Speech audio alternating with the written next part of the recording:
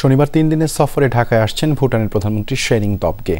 সফরকালে প্রধান উপদেষ্টা ডক্টর মোহাম্মদ ইউনূসের সাথে বৈঠক ছাড়াও রাষ্ট্রপতি মোহাম্মদ শাহাবুদ্দিনের সাথে সাক্ষাৎ করবেন তিনি। এ সময় দুদেশের মধ্যে অন্তত 3টি সমঝোতা স্মারক সই হবে বলে জানিয়েছেন পররাষ্ট্র সচিব আসাদ আলম সিয়াম। ব্রিফিংয়ে তিনি আরও জানান, ভারতের মধ্যে দিয়ে ভুটান থেকে জলবিদ্যুৎ আনার ব্যাপারেও কথা হবে এই সফরে।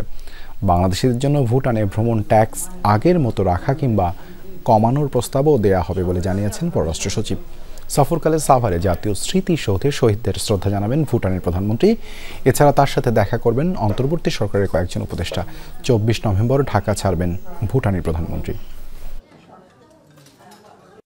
শিক্ষা, বাণিজ্য, অর্থনৈতিক উন্নয়ন, কৃষি, পর্যটন ও ক্রীড়া বিষয়ে কয়েকটি সহযোগিতার প্রস্তাব দিতে পারে এবং ভুটানে বাণিজ্য সম্প্রসারণ, পানি ব্যবস্থাপনা সহ বিভিন্ন ক্ষেত্রে বাংলাদেশি পেশাদারদের নিয়োগে ভুটান সরকারের সহযোগিতা কামনা করবার সুযোগ ও সম্ভাবনা রয়েছে।